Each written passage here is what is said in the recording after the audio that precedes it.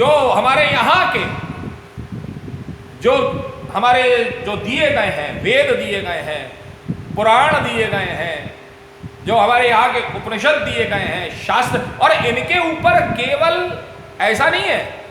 मैं एक चीज और स्पष्ट करूं कि गीताएं भी अलग अलग, कई लोगों ने गीता अलग अलग लिखी। गीता भगवान श्री कृष्ण ने कही, जरा विचार करिए, भगवान श्री कृष्ण ने गीता कहा, उस गीता को कितने लोगों ने सुना? जरा विचार करिए, उस गीता को सुना कितने लोगों ने? बोले एक हनुमान जी महाराज ने सुना और एक अर्जुन ने सुना है। किसने सुना? बर्बरीक ने सुना? नहीं महाराज जी, उसने बर्बरीक ने गीता नहीं सुनी। लोग कहते बर्बरीक ने सुना, नहीं, बर्बरीक ने गीता नहीं सुनी। उसने महाभारत का युद्ध होते हुए देखा, उसने गीता नहीं सुनी। पूर्ण रूपेण अगर गीता, पूरी गीता अगर किसी ने सुनी तो वह अर्जुन ने सुनी और हनुमान जी ने सुनी, क्योंकि पास में वो बैठ। अब दूर से भी वो बड़ा सुंदर दिखाई। बोले वो कहते हैं एक जगह पर एक ऐसा भी विषय मिलता है कि संजय ने सुनी, नहीं, संजय ने भी केवल गीता को देखा। गीता के उस युद्ध क्षेत्र में उसने भी गीता को देखा है, उसने सुना नहीं है। उसने कहा कि भगवान बोले, अर्जुन बोला है। यहां बड़ा सुंदर आया है कि जो है गीता का पहला अध्याय जब हम खोलते हैं तो गीता के पहले अध्याय में अर्जुन कहता है कि संजय गए हैं, और उसने संजय कह रहा है दृष्ट्वा तु पांडवानी कम व्यूढ़म दुर्योधनस्तथा आचार्य प्रसंगम, बोले राजा वचनम अब्रवीत। संजय ने ये कहा कि मैं देख रहा हूं क्या? बोले दुर्योधन गया है और दुर्योधन वहां जाकर के बोल रहा है। क्या बोल रहा है? कि बोले हमारी जो सेना है वह सेना कैसी है? वह सेना जो है वह सेना अपर्याप्त है। अपर्याप्तम तदस्माकम बलम भीष्माभिरक्षितम।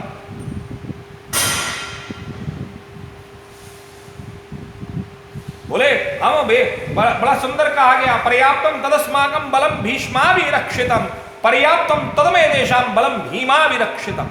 बोले दोनों सेनाओं में एक तरफ भीष्म है और एक तरफ भीम है।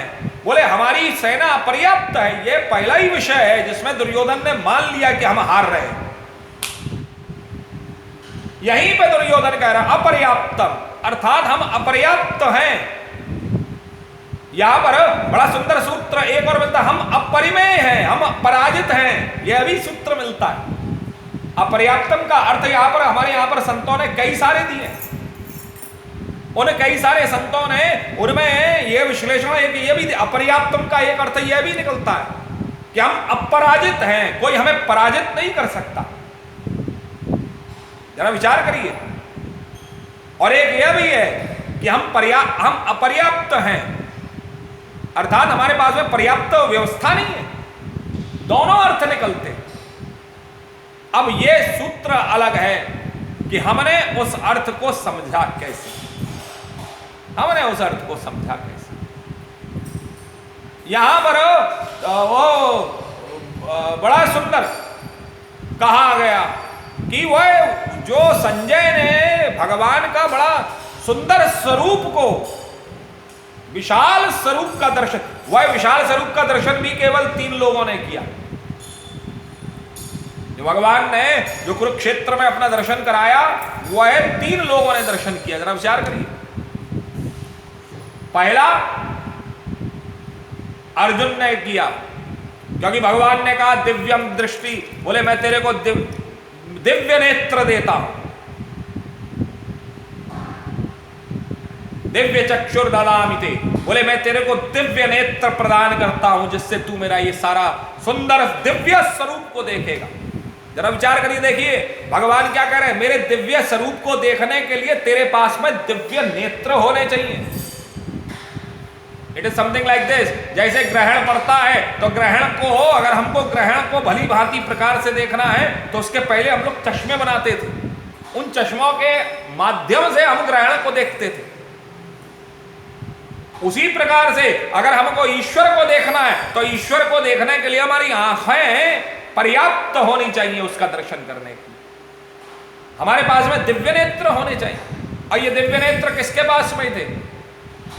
यहां पर हो 3 लोगों के लिए कहा गया है श्रीमद् भगवद गीता कि एक जो है अर्जुन ने श्रीमद् भगवद गीता सुनी, एक हनुमान जी महाराज ने श्रीमद् भगवद गीता सुनी, और एक जो है संजय ने श्रीमद् भगवद गीता सुनी। लेकिन कुछ चीजें सुनी क्योंकि उसके पास में दिव्य शक्ति थी, दिव्य नेत्र थे। दिव्य शक्ति जो है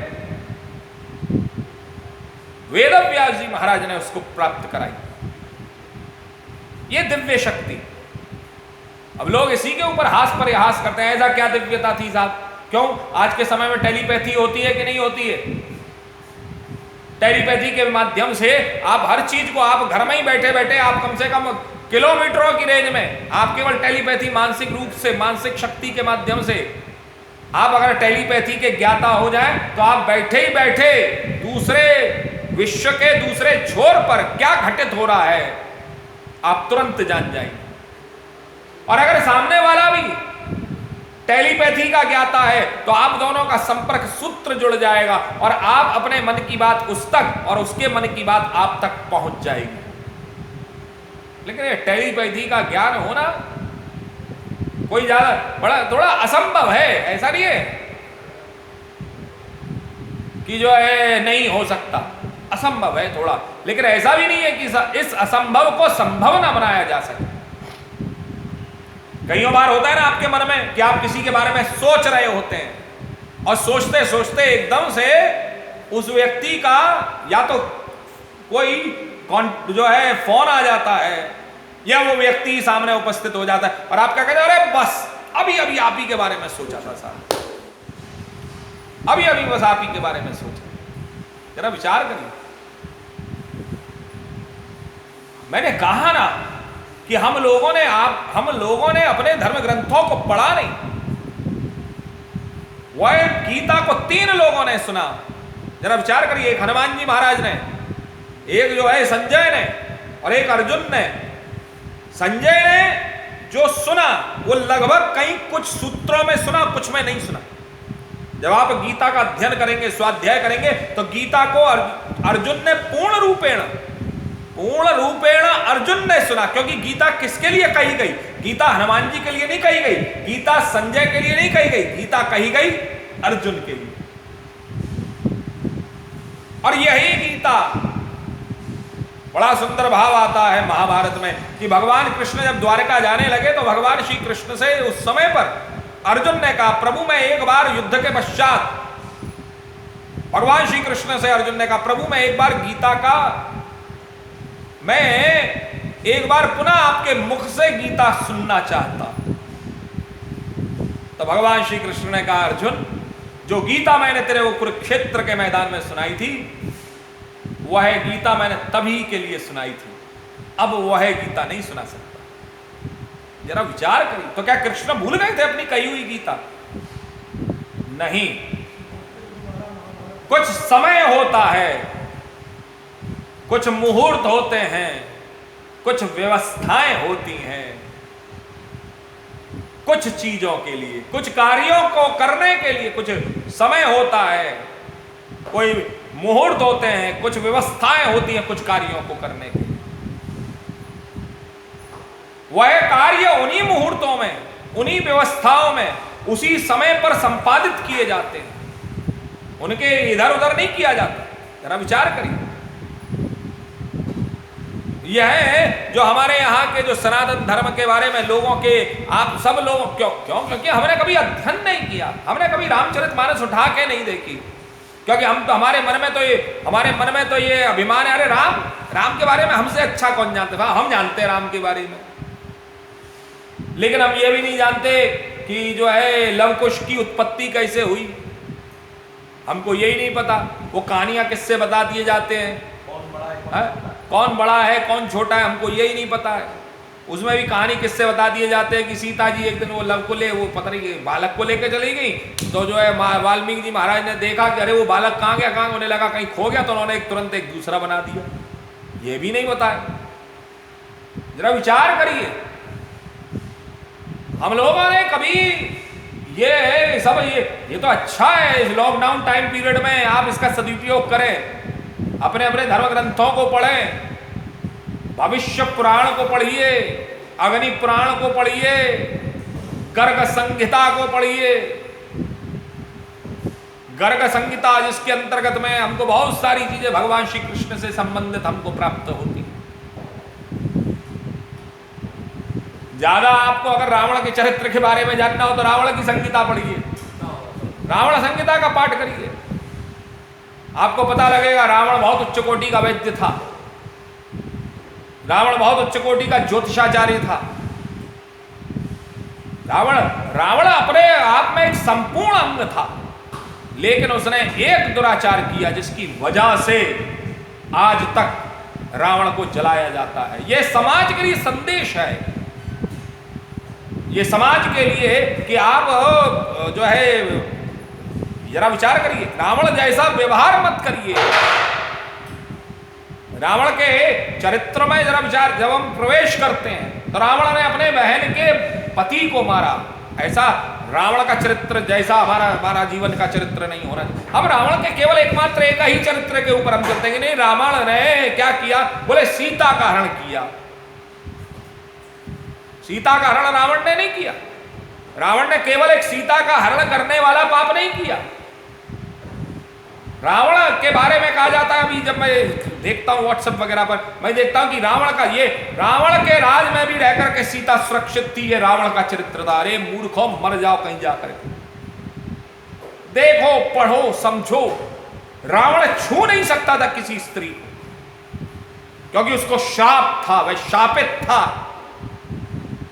कि अगर तूने पराई स्त्री को उसकी इच्छा के विपरीत छुआ तो तेरे सर के कपाल के 1000 टुकड़े हो जाएंगे। ये अप्सरा ने उसको जो है दिया उसको श्राप।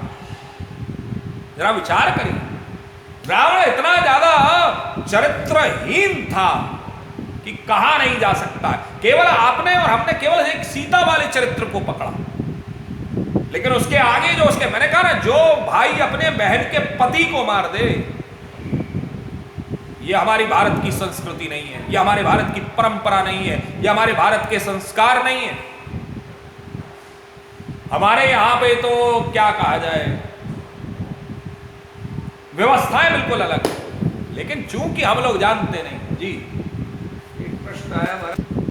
श्रीमद् भगवद गीता की जब हम चर्चा करते हैं तो श्रीमद् भगवद गीता की चर्चा करते हुए बहुत सारे रहस्य आप लोगों के समक्ष उपस्थित होते हैं, जिनको आप लोग अगर वो, फिर मैं कहता हूं कि ये सारे कोड हैं। कोड मतलब सूत्र है। ये एक प्रकार से वो सुडोकू होते हैं, पता है, डोंट नो दैट, वो एक होता है ना puzzles, these are the puzzles, puzzles किया जाता है। आप पजल्स को खोजिए। ये हमारे यहाँ के जो धर्म ग्रंथ हैं, जो हमारे यहाँ के जो शास्त्र हैं, जो हमारे यहाँ के पुराण हैं, ये वेद है, दीज आर द, इनके अंदर पजल्स हैं। आप पजल्स को ढूंढिए, खोजिए, उन कोडों को खोलने का प्रयास करिए। जैसे आप उन कोडों को खोलेंगे, तुरंत सारे के सारे सूत्र, एक कोड को खोलते ही दूसरा कोड अपने, तीसरा, चौथा, पांचवा, छठा, सातवां, आठवां, नौवां, 10वां, पूरे के पूरे सारे सूत्र आपके सामने सुस्पष्ट होते चले जाएंगे।